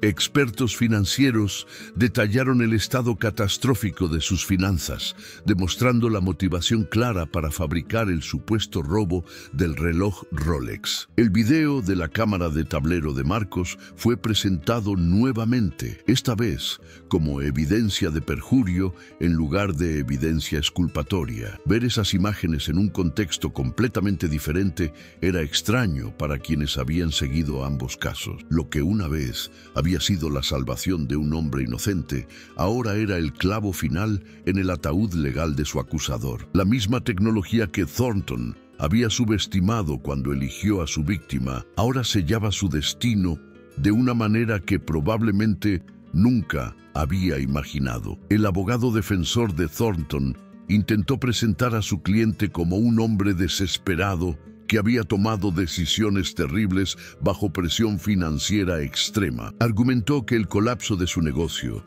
había causado una crisis mental que afectó su juicio, que no era un criminal en el sentido tradicional, sino una persona que había caído víctima de circunstancias más allá de su control. Era una estrategia diseñada para generar simpatía, para humanizar a un hombre que la opinión pública había ya condenado como un monstruo sin corazón. Pero el jurado no compró esa narrativa. Después de solo 4 horas de deliberación, declararon a Richard Thornton culpable de todos los cargos. El juez, diferente a Morrison pero igualmente severo en su evaluación del caso, sentenció al empresario a 8 años de prisión federal, además de ordenar el pago de restitución a la compañía de seguros y una multa sustancial que garantizaba que cualquier activo que pudiera haber ocultado sería confiscado. Thornton escuchó la sentencia con el rostro vacío de alguien que finalmente había aceptado que su mundo de mentiras se había derrumbado irrevocablemente. Cuando Marcos vio las imágenes de Thornton siendo escoltado fuera del tribunal con esposas en las muñecas, sintió una extraña mezcla de emociones. No había satisfacción en ver a otro ser humano enfrentar ese destino, incluso uno que había intentado hacerle tanto daño. Pero tampoco podía negar que había una forma de cierre en saber que el sistema, aunque imperfecto, eventualmente había funcionado. La justicia había prevalecido, no solo para él, sino contra quien había abusado de ella. La vida de los Villarreal había cambiado dramáticamente en esos 6 meses. El dinero del patrocinio había permitido a la familia mudarse a una casa más grande, en un vecindario más seguro, un lugar donde los niños podían jugar en el jardín y donde Elena finalmente tenía el espacio que siempre había soñado para crear un hogar verdadero. Marcos había reducido sus horas como conductor de Uber, dedicando más tiempo a su trabajo con la Fundación de Derechos Civiles y al programa de distribución de cámaras que llevaba su nombre. No había abandonado completamente la conducción porque sentía una conexión con ese trabajo que iba más allá de lo económico, pero ahora lo hacía en sus propios términos, eligiendo cuándo y cuánto trabajar. Miguel y Carlos habían mejorado notablemente con la ayuda de la terapia familiar. El mayor ya no lloraba cuando su padre salía de casa, habiendo desarrollado mecanismos de manejo que le permitían procesar la ansiedad de separación de manera más saludable. El menor había canalizado su energía hacia el fútbol, encontrando en el deporte una válvula de escape para las emociones que antes expresaba a través de la agresividad. Ver a sus hijos recuperarse era quizás la mayor fuente de alegría para Marcos, la confirmación de que el trauma no tenía que definir permanentemente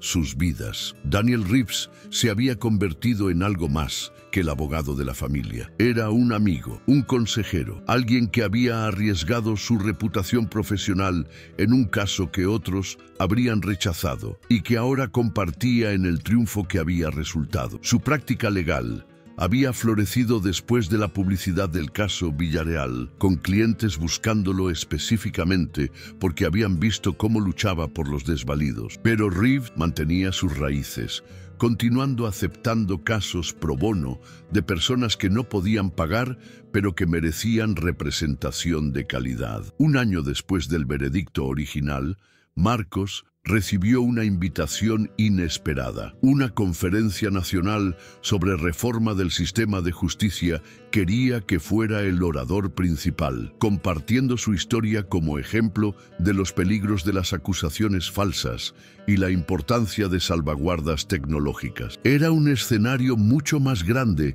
que cualquiera en el que había hablado antes, con una audiencia que incluía legisladores, jueces, abogados y activistas de todo el país. La perspectiva era aterradora pero también emocionante, una oportunidad de amplificar su mensaje a un nivel que podría generar cambios reales. Elena lo ayudó a preparar su discurso durante semanas, escuchando cada versión, ofreciendo sugerencias, asegurándose de que sus palabras transmitieran no solo los hechos de su experiencia, sino también las emociones que la habían acompañado. Marcos no era un orador natural. Había pasado su vida trabajando con sus manos y conduciendo en silencio, pero había desarrollado una autenticidad en su manera de comunicar que resonaba profundamente con quienes lo escuchaban. No necesitaba retórica elaborada porque tenía algo más valioso. Tenía verdad. El día de la conferencia, Marcos subió al escenario frente a más de 1000 personas, sus manos temblando ligeramente mientras ajustaba el micrófono. Elena estaba en la primera fila, junto a Roberto y los niños.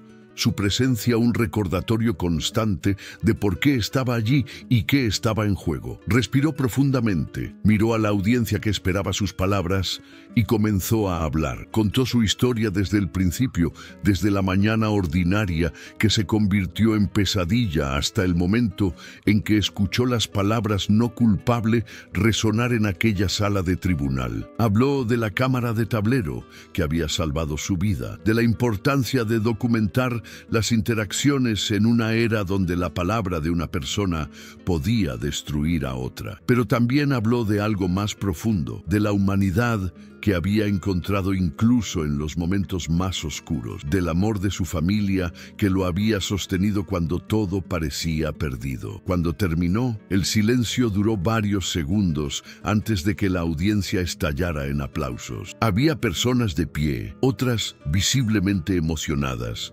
algunas tomando notas furiosamente como si cada palabra hubiera sido una revelación. Marcos no sabía qué hacer con esa reacción, cómo procesar que su historia personal hubiera tocado a tantas personas de manera tan profunda. Simplemente asintió en agradecimiento, buscando los ojos de Elena en la multitud, encontrando en su sonrisa la confirmación de que había hecho lo correcto. Después del discurso, fue abordado por docenas de personas que querían estrechar su mano, hacerle preguntas o simplemente expresar su admiración por su valentía. Entre ellos, había un senador estatal que expresó interés en proponer legislación que requiriera que las compañías de transporte compartido ofrecieran subsidios para cámaras de seguridad a sus conductores. Había un productor de documentales que quería contar su historia en un formato más largo y detallado. Había otros conductores de Uber que habían viajado desde diferentes estados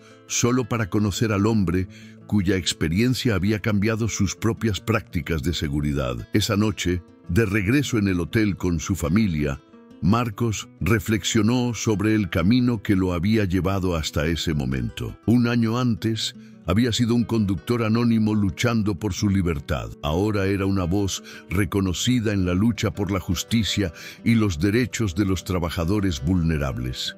El cambio era vertiginoso, casi irreal, pero también se sentía extrañamente apropiado, como si todo lo que había sufrido hubiera sido preparación para algo más grande que él mismo. 2 años después de aquella mañana fatídica que había comenzado como cualquier otra, Marcos Villarreal se encontraba de pie frente al edificio del Capitolio Estatal de Texas, observando cómo el gobernador firmaba la Ley de Protección para Trabajadores de Transporte Compartido. La legislación, que llevaba informalmente el nombre de Ley Villarreal, aunque oficialmente tenía una designación más burocrática, requería que todas las compañías de transporte compartido operando en el estado ofrecieran subsidios para equipos de grabación a sus conductores y establecía protecciones legales adicionales contra acusaciones falsas. Era un logro que Marcos nunca habría imaginado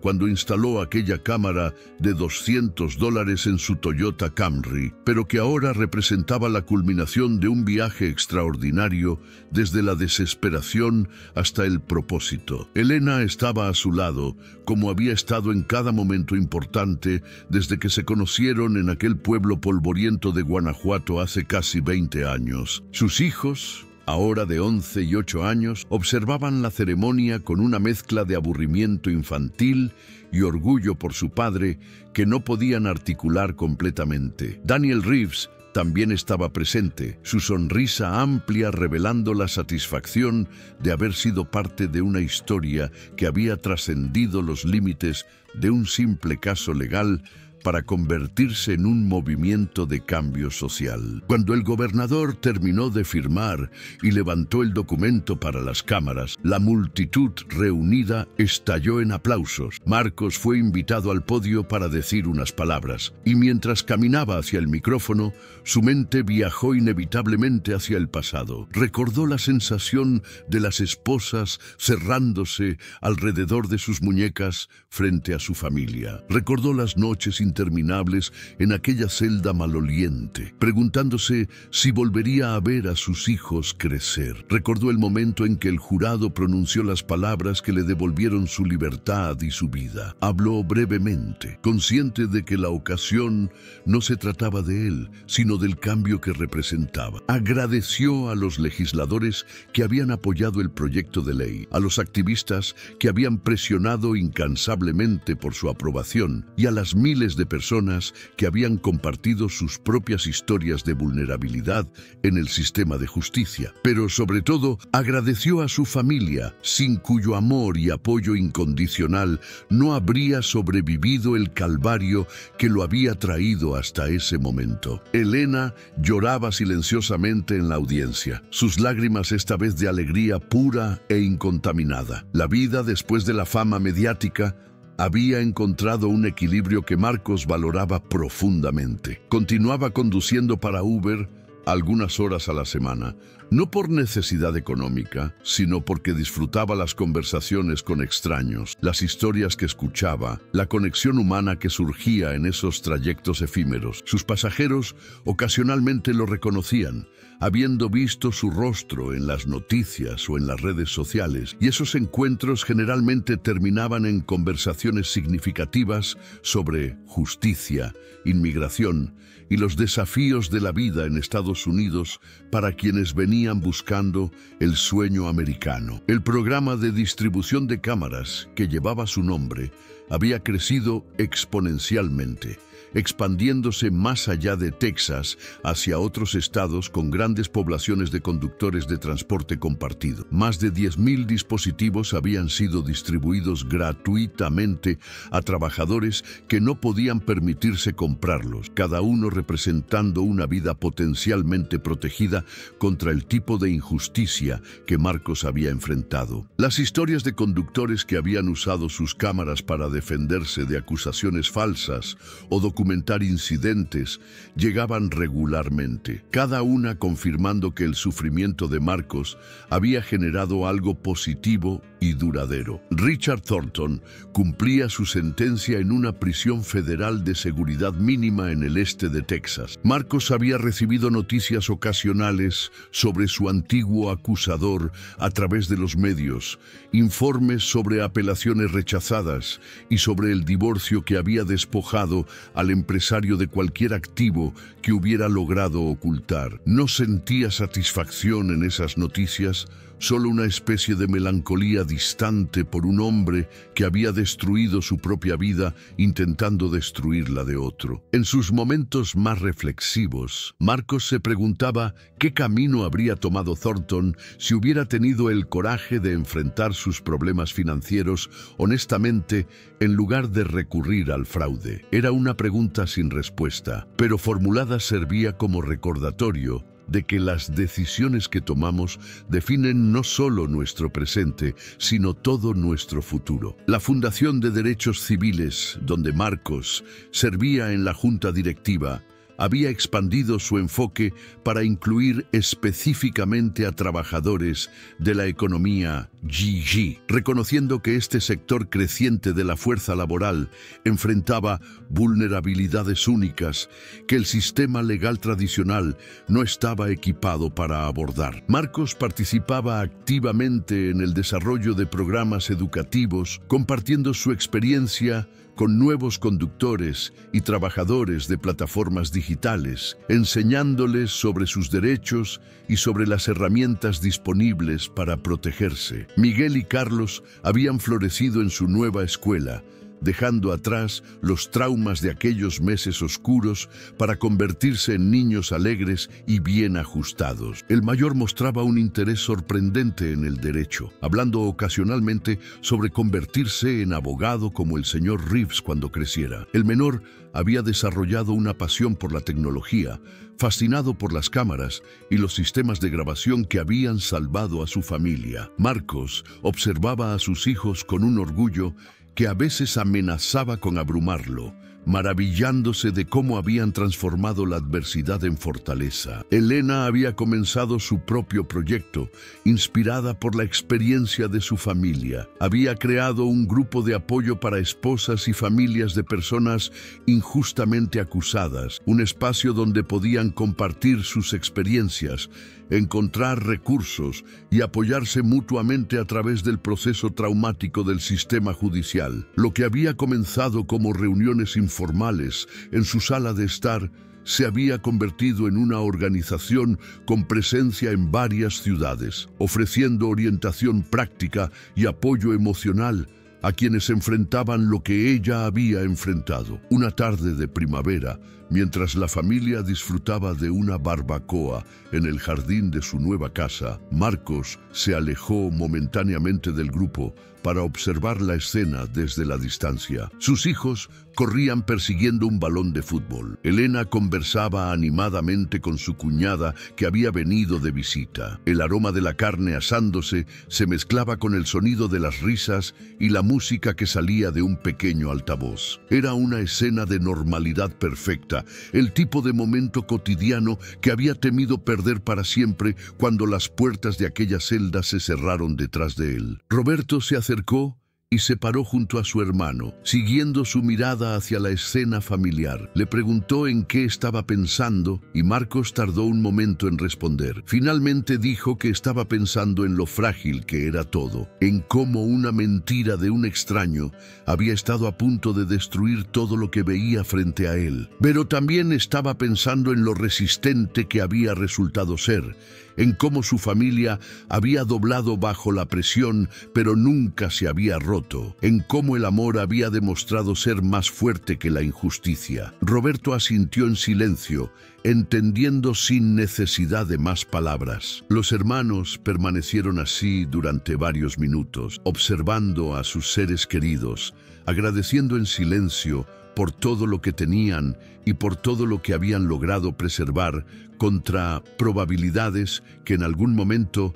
parecieron insuperables. Esa noche, después de que los niños se durmieron y los invitados se marcharon, Marcos y Elena se sentaron juntos en el porche de su casa, mirando las estrellas en un cielo despejado de Texas. Habían recorrido un camino largo desde aquella mañana terrible, un camino que los había llevado a través del infierno, pero que también los había conducido hacia una vida más rica y significativa de lo que nunca habían imaginado. El sufrimiento había sido real, las cicatrices permanecían, pero también habían descubierto fortalezas que no sabían que poseían y habían encontrado un propósito que trascendía su propia historia. Marcos tomó la mano de Elena y le dijo que la amaba. Palabras simples que había dicho miles de veces, pero que en ese momento llevaban el peso de todo lo que habían vivido juntos. Ella recostó su cabeza en su hombro, respondiendo sin palabras, su presencia comunicando todo lo que necesitaba ser dicho. El futuro se extendía frente a ellos, incierto como siempre,